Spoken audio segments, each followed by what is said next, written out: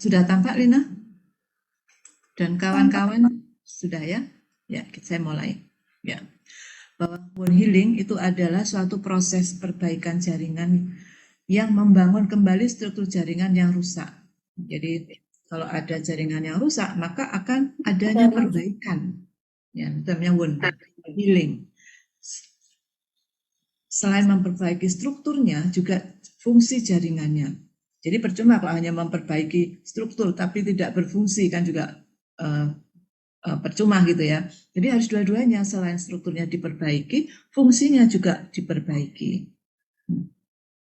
Kalau pada proses inflamasi itu kan akan terjadi kerusakan jaringan tubuh ya ini, maka tubuh akan merespon melalui mekanisme perbaikan, namanya bone healing tadi.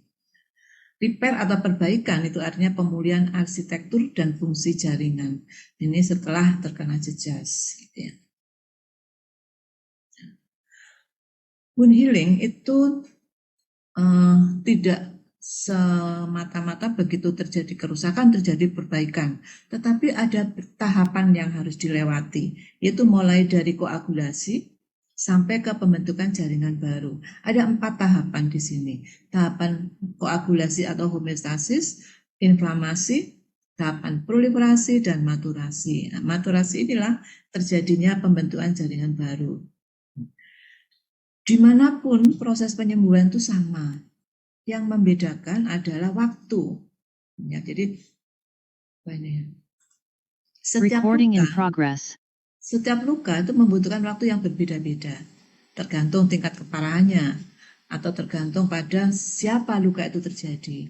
Kalau pada orang diabetes ya pasti lama proses penyembuhannya dibanding orang yang tidak diabetes seperti itu.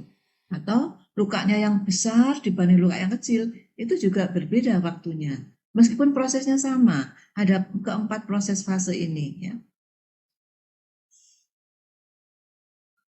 Nah, homeostasis ini ditandai dengan komponen darah pada lapisan subendotel, yaitu pada dinding pembuluh darahnya. Dimulai dari situ. Nah, dan platelet akan menempel, membentuk agregat, kemudian akan membentuk clot. Itu gumpalan yang terdiri dari platelet, plasma fibronektin, dan fibrin. Ini akan membentuk clot. Saat injury, ini pembuluh darah segera menyempit. Ketika ada satu jejas, pembuluh darah akan menyempit. Ya, itu untuk apa? Untuk menjalankan proses pembekuan darah atau homeostasis di sana. Ini tujuannya ketika dia menyempit, maka perdarahan akan berhenti, menstop perdarahan, sehingga tubuh tidak kehilangan banyak darah. Itu yang terjadi, itu upaya tubuh untuk membuat hemostasis. Ya. Darah yang tadinya cair, yang tadinya di awalnya cair ketika ada satu jejas, maka dia akan mengental, menggumpal. Nah, komponen yang berperan di dalam homeostasis atau penggumpalan darah adalah trombosit atau keping darah serta fibrin yang berperan. Nah, ini kita lihat, ini pembuluh darah ya. Nah, kemudian ketika ada jejas dia akan menyempit di sini supaya darah ini tidak mengalir ke sini. Nah, sehingga tidak terjadi perdarahan yang terus-menerus. Itu fungsinya. Jadi ketika ada jejas yang menyebabkan terpotongnya endotel pembuluh darah, lapisan pada pembuluh darah ini terputus, ya, broken vessel dari pembuluh darah, maka pembuluh darah akan melepaskan faktor-faktor untuk clotting, ya, faktor untuk clotting. Nah, yaitu protombin. Nanti protombin ini akan dirubah menjadi trombin, ya, menjadi trombin. Ketika trombin sudah terbentuk, maka keping-keping darah ini akan menyatu, membentuk platelet plak. Di sini ada trombin, kemudian fibrinogin akan dirubah menjadi fibrin yang nanti akan berada di area blood clot ini. Ini namanya blood clot. Ini fase homeostasis, pembentukan blood clot. Nah, pada kondisi homeostasis. Kalau pembentukan seperti ini, maka darah tidak keluar terus seperti yang di gambar pertama ini kan, darah keluar terus terjadi perdarahan. Ya. Platelet dalam clot ini akan mengalami degranulasi.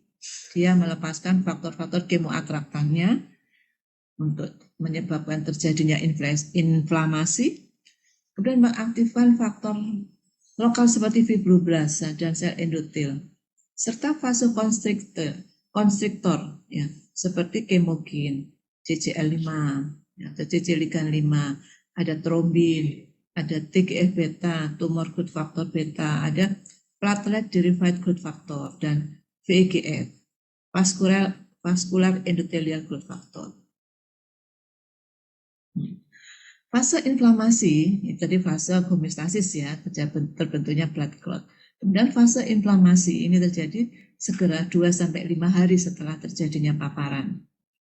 Ini melibatkan rekrutmen neutrofil, makrofag, dan limfosit.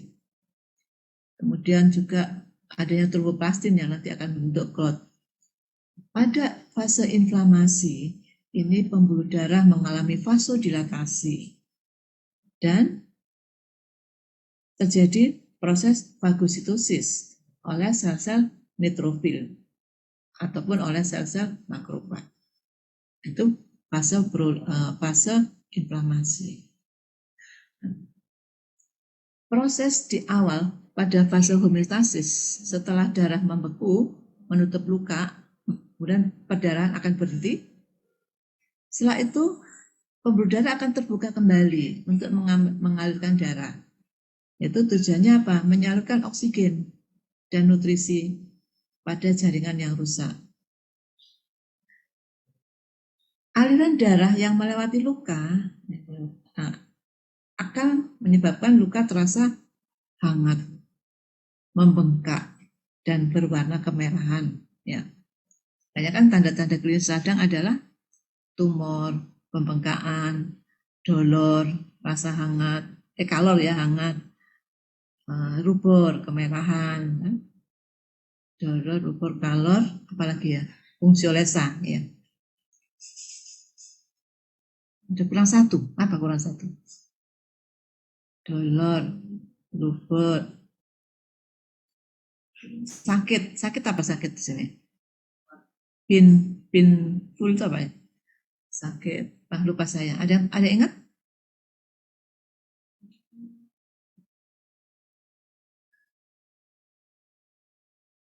Ayo, sampai ingat. Tumor. Dolor itu sakit kan, Prof? Dolor sakit, ya. Dolor sakit. Tumor kurang satu. Itu pembekakan. Rubor, kolor, ya. Kalor, hangat. Fungsiolesa. Yang kelima. Sudah 5, Prof. Ya, tadi tumor belum disebut tadi soalnya. Makanya kurang satu gitu. Ternyata tumor belum disebut. Ya. Yaitu pembengkakan itu tumor. Kemudian makrofag akan melepaskan zat kimia yang memicu pertumbuhan sel-sel baru. Nah, ini ada 4 stage ya.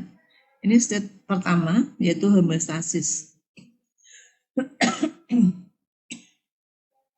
Ini ada luka di sini, kemudian terbentuklah blood clot. Ini lukanya dari epidermal sampai ke dermal ya, sampai ke dermis. Ini lukanya. Terus ini membentuk clot, membentuk pembekuan darah. Ini fase homeostasis. Dan pada fase berikutnya adalah terjadi inflamasi. Fase inflamasi yaitu munculnya sel-sel inflamasi. Ada makrofag di sini, ada fibroblast.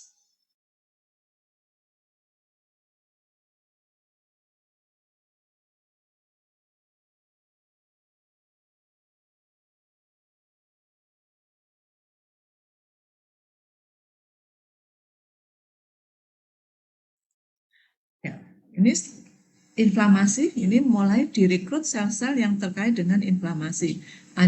Ada makrofag, ada sel fibroblast meskipun sedikit ya, fibroblastnya belum banyak. Karena inflamasi, maka yang terbanyak adalah sel-sel radang, limfosit, makrofag, neutrofil seperti itu. Kemudian masuk ke fase proliferasi, di mana fibroblast yang hanya sedikit ini akan mengalami proliferasi. Meskipun sel-sel radang masih tampak, ini ada neutrofil ya, masih kelihatan di sini. Dan ini pembuluh darah. Tetapi clot sudah mulai berkurang, sudah mengecil seperti ini. Nah, pada fase remodeling, clotnya sudah menghilang dan daerah sini diisi oleh jaringan ikat dan pada daerah epitel ini sudah menutup. Ya. Nah, sekarang fase proliferasi. Ini terjadi pada dimulai 2 hari setelah injury. Ini sudah proses ke arah proliferasi. Di mana dimulai dengan adanya degradasi. Ya, ikatan dari fibrin platelet matrik dan invasi termasuk atau didukung atau ya dengan invasi fibroblast dan sel-sel endotel.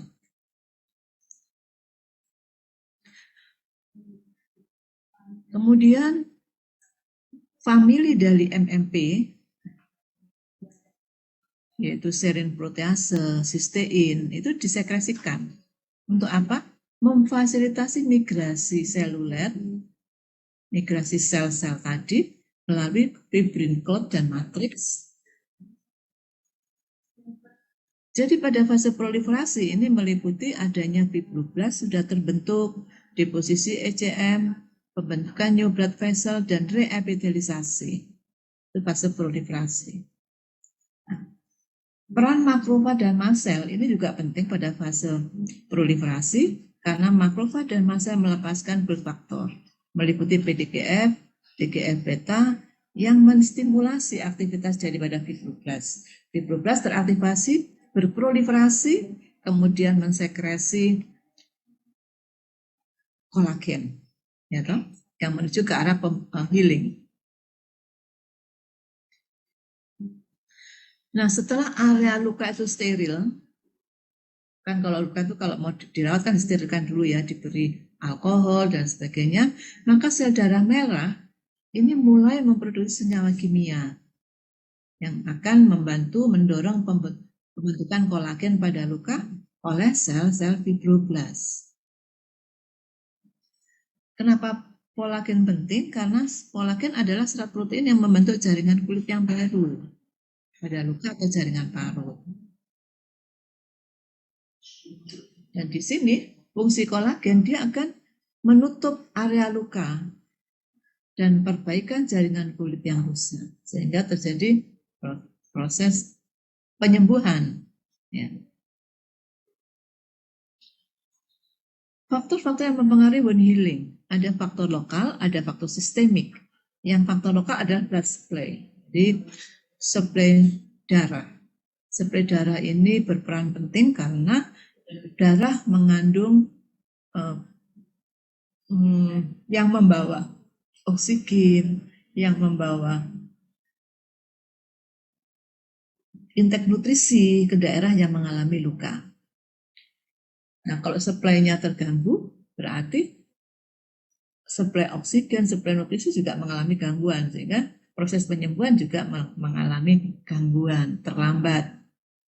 Kemudian faktor infeksi. Nah, infeksi ini menyebabkan delay-nya wound healing. Nah, oleh sebab itu butuh dilakukan debridement untuk penyembuhan yang sempurna. Kemudian faktor bahan asing yang dapat menghambat penyembuhan dan radiasi ionisasi. Ini faktor-faktor lokal yang mempengaruhi wound healing. Sedangkan yang sistemik itu faktor metabolik. Contohnya defisiensi protein. Jadi penyembuhannya menjadi tidak secepat orang normal kalau orang tersebut mengalami defisiensi. Contohnya pada vitamin C ini kan penting untuk cross-link kolagen, fiber, dan zinc. Ya. Tapi pada kasus gangguan pada metabolik, maka tidak bisa melakukan cross-link dengan kolagen fibers. Atau pada penderita diabetes mellitus, ini penyembuhan tidak sebaik non-diabetes, karena lebih mudah terkena infeksi diabetes. Kemudian penggunaan kortikosteroid mengganggu respon penyembuhan. Dan juga obat-obat sitotoksik yang akan mengganggu sintesis makromolekul sehingga terjadi hambatan pada proliferasi sel.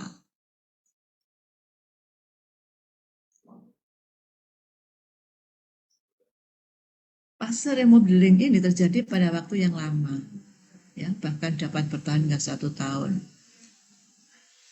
Bisa berminggu-minggu, berbulan-bulan, bahkan sampai tahunan. Ya, ini fase remodeling. Karakterisasinya ditandai dengan adanya kontraksi luka dan bentukan kolagen, dan keseimbangan metabolisme kolagen sebagian ditentukan oleh regulasi aktivitas MMP. Jadi kan MMP sifatnya mendegradasi kan jaringan, ya, sehingga ketika jaringan harus terdegradasi, ya, maka kalau MMP-nya tinggi, maka jaringan tidak terdegradasi, sehingga jaringan akan tumbuh terus. Makanya harus ada anti dari MMP, yaitu MIP, metalo inhibitor proteinase, ya. MIP ada MIP 1, ada MIP 2 gitu ya. Itu yang berfungsi menjaga keseimbangan, ya.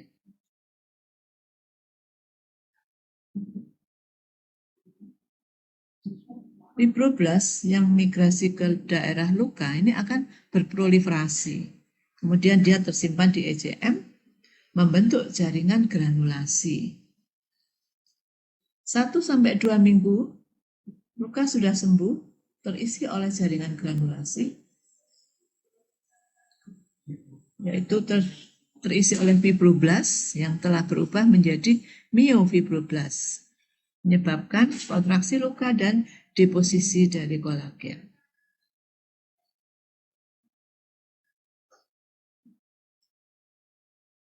Ini contoh lagi. Ini ada epidermis, ini daerah dermis, ini subkutan, ya. Ini pada kasus homeostasis, ini yang hitam ini adalah clot, ya, namanya clot, ya, ini namanya clot. Ini kelihatan, ya, ini clotnya yang hitam. Ya, kemudian ini daerah luka sampai ke sini. Ini daerah mengalami perlukaan. Sampai ke daerah dermis. Nah, pada daerah mengalami perlukaan ini, dia kaya akan sel-sel radang. Ya, kalau kita lihat ini ada makrofag, ada neutrofil, ya. Itu banyak dijumpai di sini. Ini fibroblast, ini myofibroblast. Ini ada di sepanjang sekeliling gigi, ya. Kemudian proses berikutnya pembentukan fase granulasi, kan, pembentukan jaringan granulasi, di mana sel-sel ini sudah fungsinya sudah menurun, digantikan oleh sel fibroblast. Fibroblast sebagai jaringan yang menuju ke arah penyembuhan. Kemudian pada fase ketiga, yaitu fase proliferasi, di mana ini kan sel-sel radang ada di sini, di mana sel-sel radang ini sudah hilang, tetapi sel-sel yang di luar ini, yang ada sepanjang jalur ini, itu akan menempel nanti pada bagian luar dari tempat luka tadi. Ya. Tuh. Kemudian di daerah terjadinya trauma, itu di daerah faktur pada pulpa, ini tampak ada bentukan, yang biru ini adalah kolagen, yang ini adalah sismikolagen. Sudah terbentuk, yaitu ini kolagennya, ya, hijau-hijau itu kolagennya. Dan yang biru GAG, glikosaminoglikan, ya, yang biru-biru ini. Nah, di sini sel-sel radang ini sudah mulai berkurang, tetapi digantikan ada sel-sel jaringan granulasi. Ya, jaringan granulasi ini ada fibroblast, ini, ya. Ini fibroblast, ini glikosaminoglikan, kan namanya fibromyxoglikan, ya. Ini sudah terbentuk di sini. Kondisi ini nanti akan memberikan respon kesembuhan di daerah sini, kesembuhannya. Ini kan panjang lukanya. Kita ketika menyembuhkan akhirnya menjadi segini toh. Segini, ini bisa masuk. Karena ini lukanya panjang. Jadi gitu. Jadi di sini yang keempat yaitu fase remodeling, maka luka sudah mulai menutup, ya, hilang, kemudian digantikan oleh fibroblast maupun myofibroblast dan dibantu oleh adanya glikosaminoglikan. Ya, hilangkan sudah ya, nggak ada, tinggal ini. Dan jaringan ikat yang di ujung ini sudah menutup kembali. Nah, sebentar. Nah, ini tadi gambaran tentang proses penyembuhan, yaitu bone remodeling, yaitu mulai dari homeostasis, kemudian inflamasi, kemudian proliferasi dan maturasi. Proses kontraksi luka dihasilkan oleh bone myofibroblast. Jadi luka diperankan oleh bone myofibroblast. Saat remodeling terjadi, ya, luka secara bertahap menjadi lebih kuat seiring waktu. Kekuatan teknik pada kulit yang terluka hanya 80% dong. Tetapi dapat ditingkatkan melalui aksi sintes MMP dan MMP inhibitor. Pembentukan scar ini merupakan hasil akhir dari perbaikan luka. Jadi dari luka terbentuklah scar. Ya.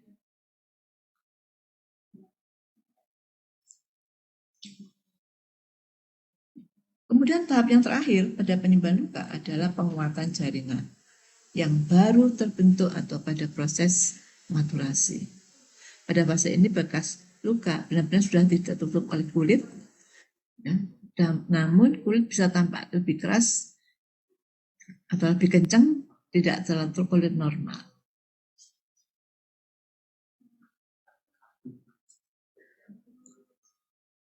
Nah, kita tahu adanya keseimbangan antara sintesis dan degradasi ya. Kalau untuk menjaga homeostasis antara degradasi dan sintesis ini harus seimbang. Jadi 6-7 hari bisa bulanan dan tahunan. Tujuannya untuk menyempurnakan terbentuknya jaringan baru menjadi jaringan penyembuh yang kuat dan berkualitas. Ya.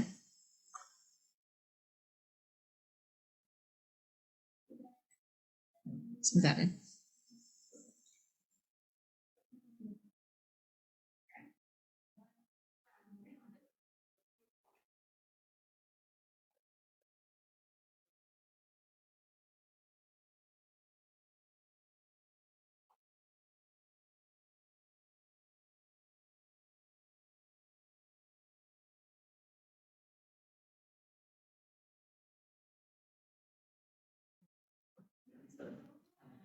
Kemudian ini ada istilah regenerasi. Ini proses untuk mengganti komponen yang rusak kembali ke keadaan normal. Sedangkan healing ini adalah ketidakmampuan untuk restitusi secara lengkap. Struktur penyangga jaringan rusaknya parah sehingga terbentuk jaringan ikat atau fibrus dan akhirnya jaringan parut yang akan terbentuk. Ini pada healing ya. Kalau pada regenerasi ini jaringan yang rusak digantikan oleh jaringan yang sama. Ini terjadi pada luka yang kecil, yang nggak lebar banget, sehingga sisa jaringan masih cukup untuk menggantikan. Kalau jaringan parut yang fibrus itu sebenarnya tidak normal sebenarnya. Tetapi tetap bisa memberikan stabilitas struktural. Kalau terbentuknya fibrosis itu adalah suatu deposit dari kolagen. Ini biasanya terjadi pada paru-paru, hati, ginjal, atau miokardium. Ini contohnya pada perbaikan jaringan ini ditentukan oleh 2 faktor, yaitu kontrol proliferasi dan fungsi matriksnya. Yang penting itu. untuk kontrol proliferasi ini ada 3 hal yang harus dipenuhi. Prinsip proliferasi selnya bagaimana, peran sel induk terhadap jaringan, homeostasis jaringan, dan peran faktor pertumbuhan, yaitu growth factor ya di dalam proliferasi. Jadi perbaikan jaringan ditentukan oleh 2 hal ini. Kontrol proliferasi sel, fungsi matriks ekstraseluler. Ya.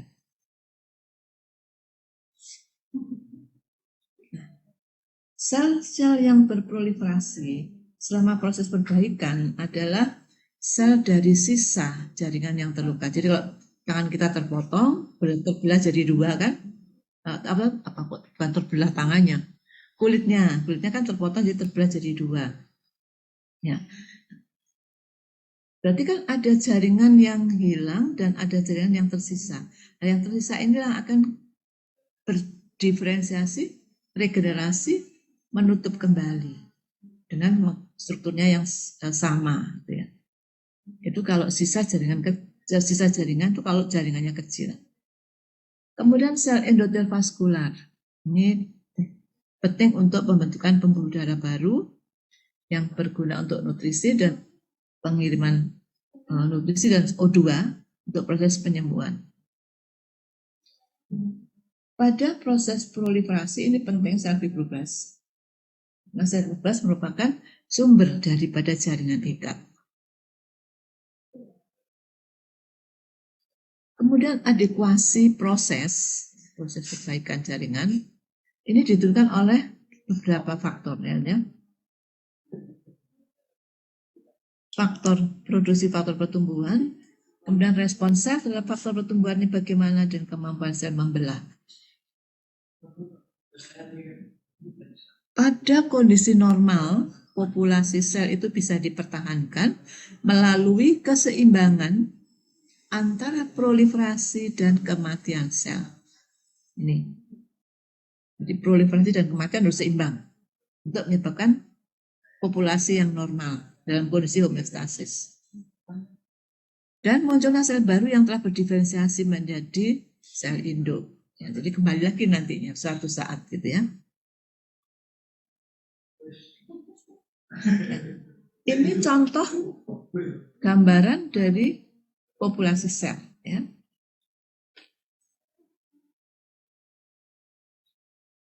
Nah, ini populasi selnya di baseline datanya ini.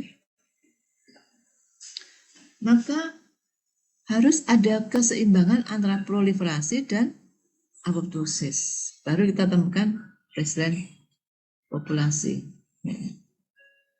Kemudian kalau pada diferensiasi kita tidak menemukan adanya proliferasi, tetapi sel itu berdiferensiasi, yaitu itu perjalanan lanjut dari sel-sel yang ada pada baseline ini. Kemudian juga peran dari stem cell ini juga bisa dipakai untuk baseline suatu populasi. Jadi kita bisa menyimpulkan bahwa populasi sel tergantung dari proliferasi sel dan apoptosis. Jadi harus yang proliferasi harus sama dengan yang hilang gitu ya.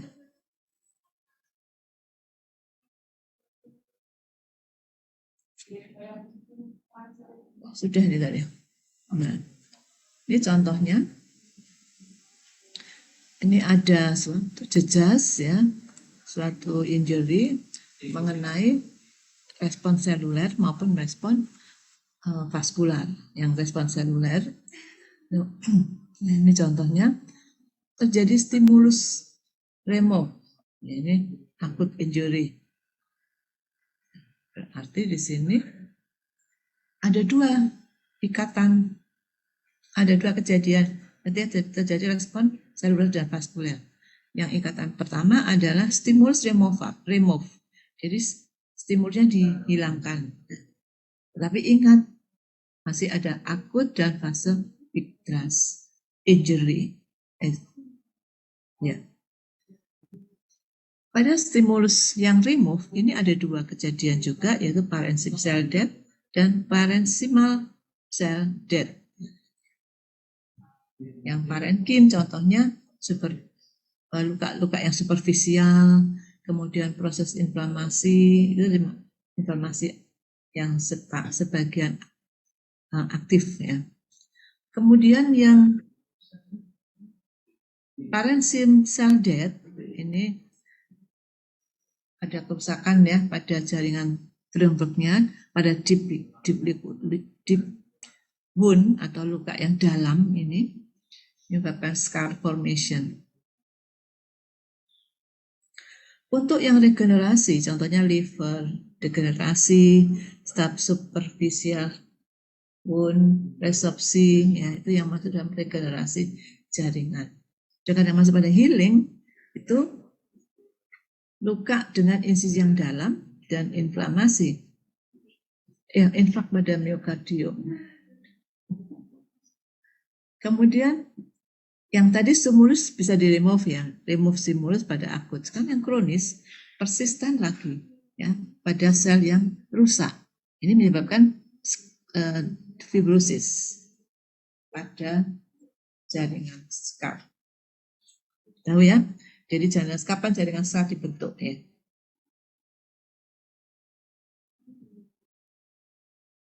Ini sudah. Nah, sekarang keterlibatan MMP pada wound healing. Pada fase awal dari inflamasi, daerah luka itu akan tertutup oleh fibrin. Nah, fibrin cord ya untuk menutup luka.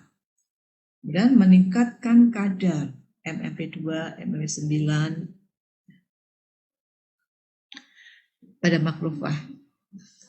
Tetapi fibroblast dan makrofag juga sama-sama akan migrasi menuju daerah luka, kemudian akan mengaktifkan atau melepaskan MMPs. Pada fase inflamasi diikuti oleh angiogenesis dan upregulasi sel berbagai sel MMP. MMP1, 8, 9, MMP 13. 13 ini sebenarnya berperan di dalam proses inflamasi ya, infeksi oleh kuman PG. Apa PG itu? PG itu apa? Kok lupa saya. Kuman PG itu kuman PG. Porphyromonas gingivalis. Ya. Itu yang terbanyak menyebabkan periodontal disease ya. Nah, upregulasi MMP ini akan menstimulasi sel epitel, terutama keratinosetnya, untuk berproliferasi dan mengisi atau migrasi langsung ke arah atas luka. Ya. Proliferasi, migrasi, reepitelisasi yang akan ke arah luka. Kemudian regenerasi yang berpengaruh pada proses, faktor yang berpengaruh pada proses regenerasi. Faktor apa saja? Nah ini kita lihat adanya grup faktor ya. Terdiri dari TGF beta, FGF, PDGF, VEGF. Itu faktor pertumbuhan semuanya. Kemudian juga sitokin juga berperan ya. Ini dalam proses signaling pathway pada kasus stimulasi terhadap reseptor yang berhubungan dengan faktor proliferatif atau regenerasi. Makanya saya heran ya waktu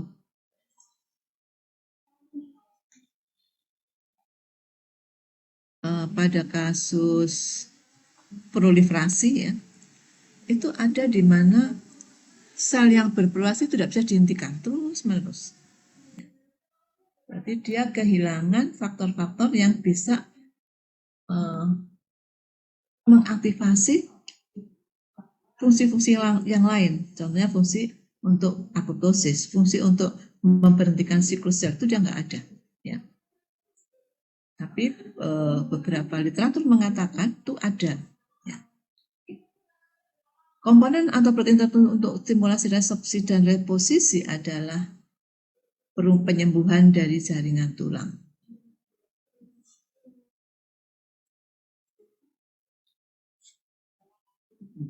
Proses penyembuhan tergantung dari apa? Jenis keradangan, Terus peradangan meliputi invasi kumannya, daya tahan host, usia, dan perluasan jaringan nekrotik.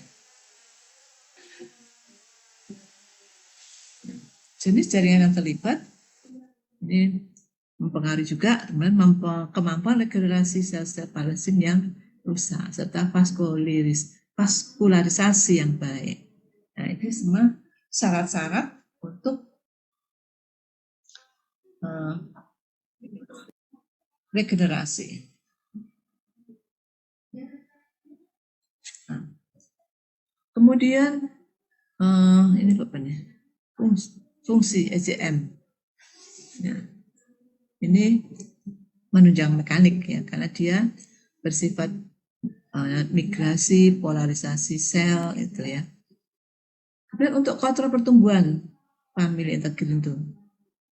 Kemudian untuk diferensi sel juga integrin yang berperan. Dan untuk pembaharuan jaringan serta pembentukan microwave oleh microenvironment jaringan. Ini adalah fungsi-fungsi ECM.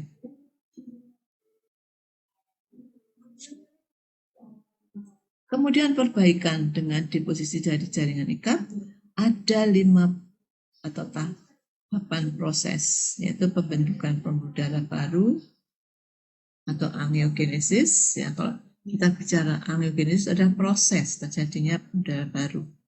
Tapi kalau sudah ada, berarti itu namanya organisasi. Bisa juga kita masuk ke maturasi.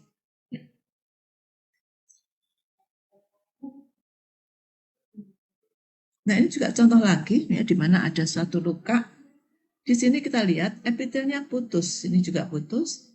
Nah, sehingga sel-sel yang berada di sini ini juga mengalami ini daerah epidermis dan dermis ya, mengalami luka kan, di sini ada perlukaan. Nah, ketika ada perlukaan, maka tim yang namanya rekonstruktif fase, tim 2 dan tim 9 ini akan melepaskan ligan-ligannya yang akan dikenali oleh reseptornya nanti.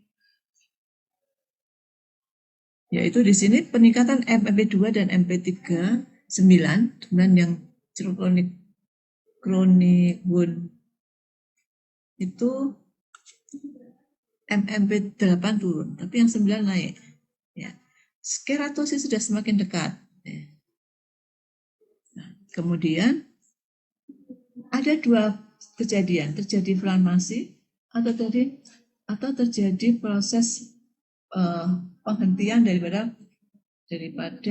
inflamasi tadi, yaitu pembentukan angiogenesis, di mana ini kita lihat sel keratosit mulai jalan, ini juga mulai jalan. Nah, ini nanti lama-lama terhubung. Ya. Kalau ini terhubung, berarti orangnya terhubung, panjang sembuh. Ya. Dan terjadi remodeling. Ya, cuma itu aja sebenarnya prosesnya ya. Kemudian jenis protease, jenis proses penyembuhan. Ya. Ada 2, primary union atau secondary union. Primary union atau namanya first intention, ini adalah luka insisi yang bersih, yang steril, tidak terinfeksi dengan apapun. Kemudian ukuran rongga yang sempit pada epidermis, tolong dicek bahwa sih kok orang sebentar ya, kok orang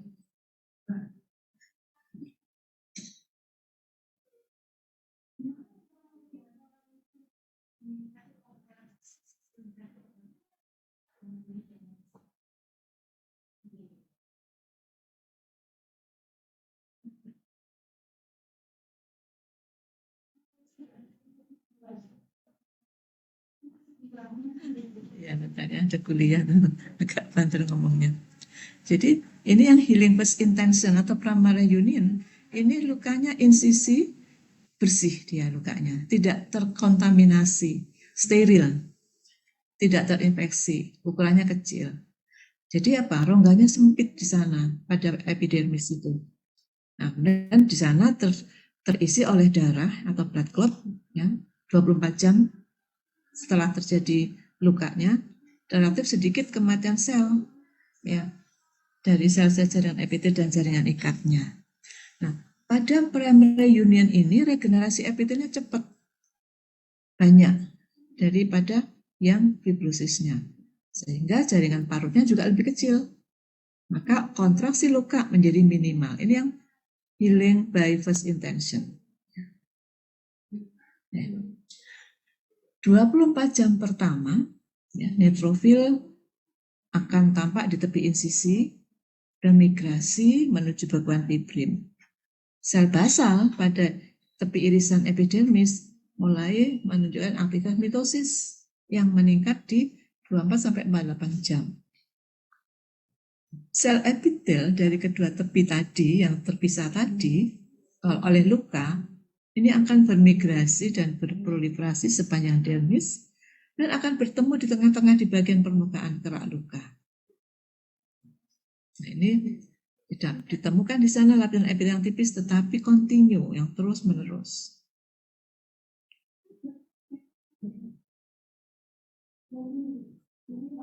Hari ketiga, neutrofil digantikan oleh makrofag, oleh monosit, kemudian menjadi makrofag, dan jaringan granulasi mulai progresif mengisi rongga-rongga insisi.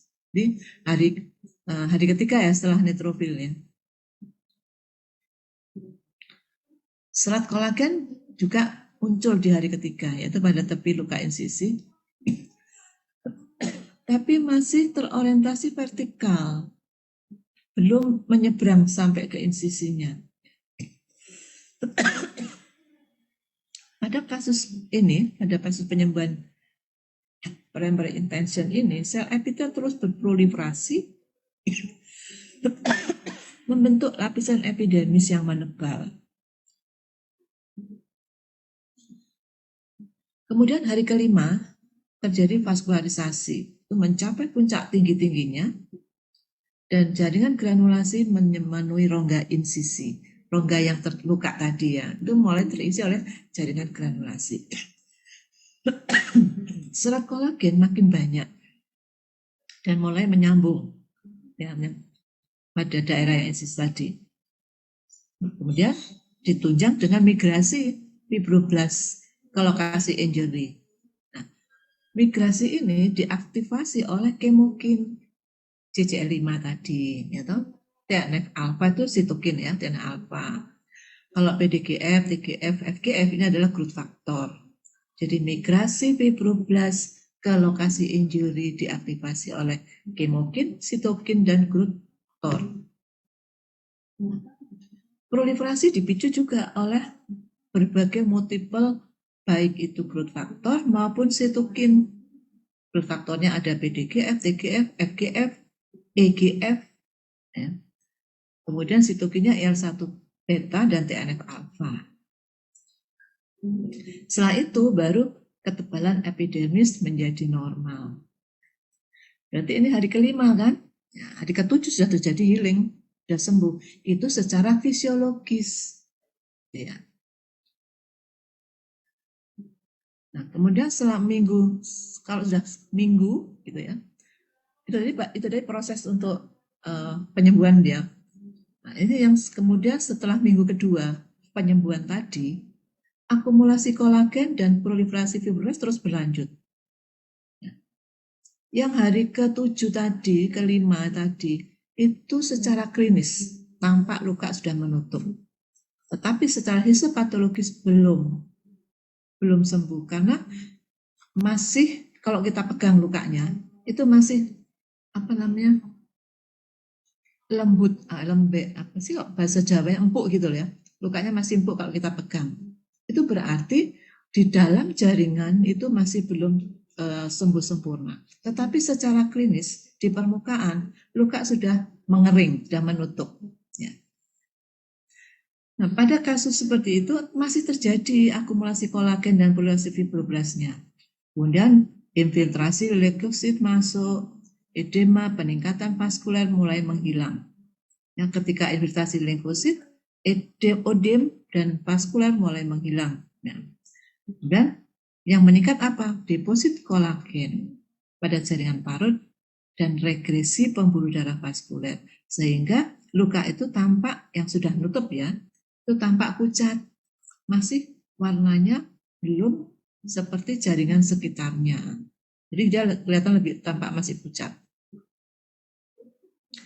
Akhir bulan pertama, jaringan parut terbentuk terdiri dari jaringan ikat yang padat, tidak ada sel radang di sana, dilapisi epidermis yang normal. Dan adhesa kulit yang rusak ketika adanya insisi itu sudah hilang secara permanen ya, digantikan terbentuklah jaringan parut di sana. Kemudian yang second intention atau secondary union atau regresi Perprimen ini terjadi karena kegagalan dari primary union. Kalau primary union tadi gagal, maka akan masuk ke secondary union. Karena kegagalannya karena apa? Ada infeksi sehingga timbul nanah dan luka kembali terbuka. Nah, misalnya karena ada defek ya pada epidermis yang luas. Bisa. Nah, ini proses penyembuhannya lebih lama. Lebih kurang 72 jam. Berapa hari 72 jam ini? Kalau 90 3 hari, Prof. 7 hari ya? 3 hari. Oh, 3 hari ya. 3 hari. Itu proses penyembuhannya, tapi belum itu sembuh secara klinis ya. Secara histopatologi masih lama itu. Dan luka pada permukaannya luas nih kalau pada sekunder itu ya, sehingga jarak antara permukaan epitel itu jauh.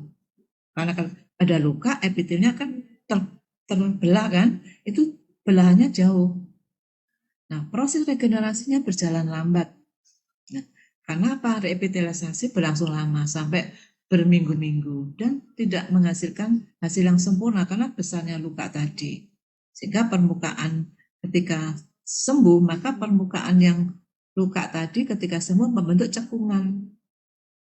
Karena ketebalan epitel menipis di sana.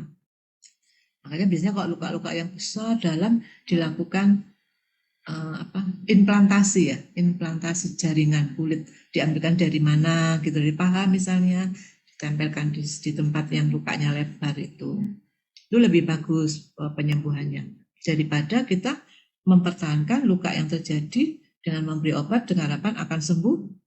Nanti akan terjadi bentukan cekungan tadi pada daerah yang mengalami luka. Pembentukan jaringan granulasi lebih banyak dan kontraksi serta regangan juga lebih kuat, sehingga permukaan kulit tertarik ke dalam jaringan, sehingga terjadi apa? Sikatrik. Ya. Penggantian komponen kulit tidak lengkap, jadi adnesa kulitnya tidak lengkap tergantikan. Reaksi inflamasi lebih kuat, tumbuh jaringan granulasi yang berlebihan, sehingga akumulasi ECM dan pembentukan jaringan parut lebih besar, lebih banyak gitu ya. Dan terjadi kontraksi yang lebih tinggi oleh sel-sel myofibroblas. Jaringan parut terjadi bila terjadi kegagalan resorpsi pada radang akut atau terjadi nekrosis jaringan pada radang kronis dan sel parenkim yang nekrosis tidak dapat diperbaiki dengan regenerasi, baru akan terjadi jaringan parut. Ya.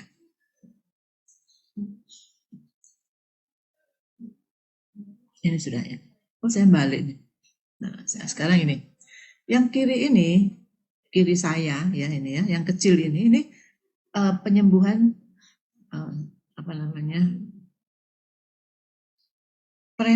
primary intention ya toh? Healing atau first intention, ini secondary. Ini secondary intention. Jadi kita lihat lukanya. Pada primary atau first intention ini lukanya kecil. Ya meskipun dalam, ini kan dalam ya, sampai ke daerah dermis ya ini ya. Ini lukanya seperti ini klotnya. Semua klot dari sini ini berisi bahan klot. Nah, kemudian di samping-samping daerah luka ini kita lihat adanya atau di samping klotnya atau bahkan di dalam klot ini diinfiltrasi oleh sel-sel neutrofil. Kemudian beberapa berikutnya, ya, pada berikutnya, maka clot ini mulai mengecil di daerah yang tadinya pada daerah dermis itu sudah mulai terisi oleh jaringan granulasi. Ada sel-sel makrofag, ada sel-sel fibroblas, dan pembentukan pembuluh darah baru. Nah, di sini sudah mulai sembuh, tinggal di daerah epidermal ini kan, lama-lama kemudian akan sembuh juga, clotnya hilang. Ini yang tadinya ini terpisah kan karena ada luka, ini sudah mulai menyatu. Ini menyatu. Ini sembuh secara first intention, penyembuhan yang primer. Tetapi pada kasus di mana lukanya besar seperti ini, besar dan dalam ini juga sampai ke dermis, tapi dermisnya agak enggak sedalam yang ini, yang primary ini ya. Ini jaringan di samping sisa jaringan ini cuma sedikit, dia tidak mampu untuk menggantikan, mengisi daerah yang luka ini. Ya. Di sini tetap ini ada sel-sel neutrofil ya, karena di awal luka kan neutrofil toh. Kemudian di dalam perjalanan mengecil juga ininya, lukanya, clotnya mulai berkurang ya, segini menjadi segini ya. Ini mulai banyak ditumbuhi oleh sel-sel inflamasi. Kalau kita lihat di sini adalah ini sel-sel makrofag, ini banyak di sini. Ya, banyak makrofagnya. Kayaknya dominan makrofag di sini. Nah, kemudian yang clot yang kecil ini lama-lama akan mengecil, menghilang seperti ini. Sembuh kan? Tapi apa yang terjadi? Ada cekungan di sini, ya. Karena sisa jaringan di sini dan di sini tidak mampu untuk mengisi daerah yang cekungan ini. Sehingga sembuhnya tidak seperti ini. Kalau yang ini kan rata ya dengan kulit yang first intentionnya, secondary intention ada cekungan seperti ini karena lukanya terlalu luas. Ya, sehingga terjadi defek di situ, melibatkan bone kontraksinya sangat tinggi di situ. Ini perbedaannya, proses penyembuhannya.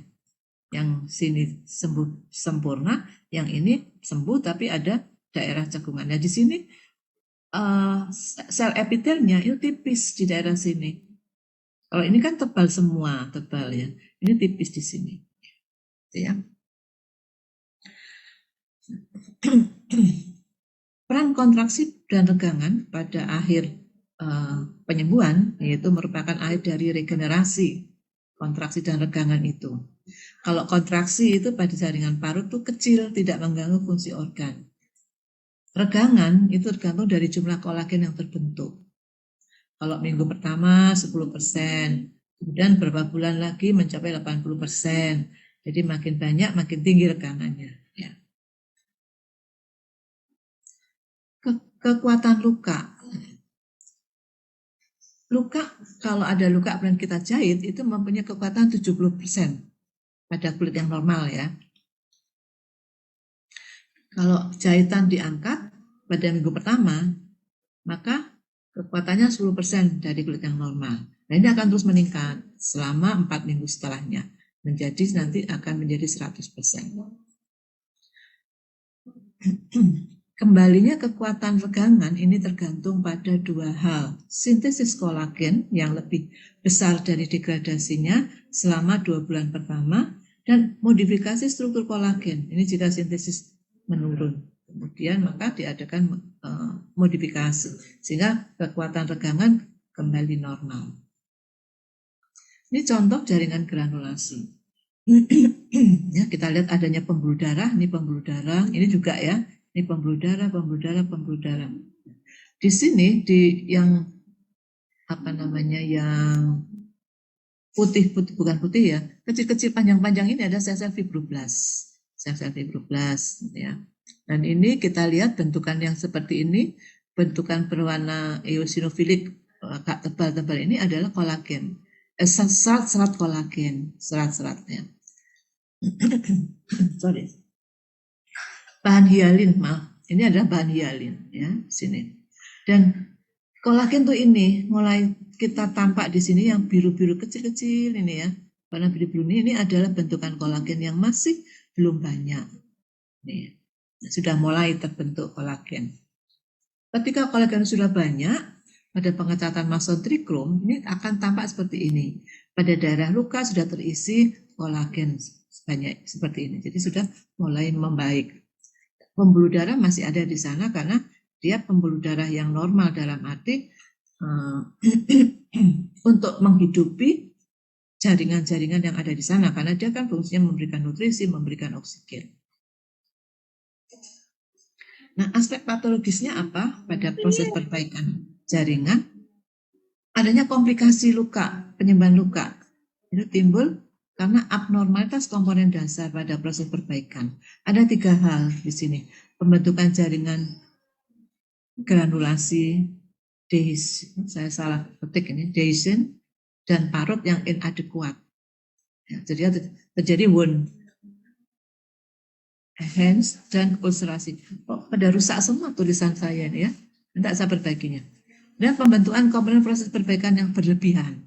Sehingga terjadi hipertrofi, scar, dan keloid. Ya. Nah, komplikasi penyembuhan yang lain, adanya kista epidermoid ya. Karena kalau luka pada kulit tuh kista epidermoid. Sikatrik, pembentukan keloid, big scar itu pembentukan scar yang lemah, itu bekas luka yang belum sembuh. Nah ini kalau kena jejas kembali, maka luka tadi akan terbuka, akan pecah lagi atau akan breakdown. Adanya rasa sakit atau painful ini karena ujung saraf terjepit oleh jaringan parut dan pigmentasi karena adanya hemosiderin di sana. Makanya pada luka-luka kalau kita terluka kemudian sembuh warnanya lebih coklat dari jaringan sekitarnya itu karena di sana mengandung banyak hemosiderin. Nah ini terakhir, ini saya contohkan. Ini luka, ada luka di sini, ada wound di sini ya. Terus ini terinfeksi oleh bakteri, ini bakterinya ini. Apa yang terjadi? Maka pembuluh darah, blood, itu akan mengeluarkan bahan-bahan plateletnya, bahan-bahan untuk pembekuan darah, plateletnya, menuju ke daerah permukaan sini. Ya. Kemudian yang teraktivasi berikutnya apa? Mast-cell. Mast-cell akan teraktivasi, melepaskan faktor-faktor yang berperan di dalam vasodilatasi dan vasokonstriksi. Ya kan? Vasodilatasi untuk apa? Rekrutmen neutrofil. Vasokonstriksi untuk apa? Itu tadi untuk stop supaya tidak terjadi perdarahan lagi ya. Yaitu penyempitan kan pada pembuluh darah tadi. Nah itu yang melakukan adalah faktor-faktor yang dilepaskan oleh mast cell. Kemudian neutrofil direkrut keluar dari pembuluh darah. Nah, neutrofil akan melakukan tugasnya apa? Memfagosit. Ini ya, bakteri-bakteri ini difagosit. Kemudian makrofag teraktivasi juga. Dia akan melepaskan apa? Sitokin-sitokinnya. Nah, di mana sitokin ini berperan untuk mengaktifasi neutrofil untuk melakukan fagositosisnya lebih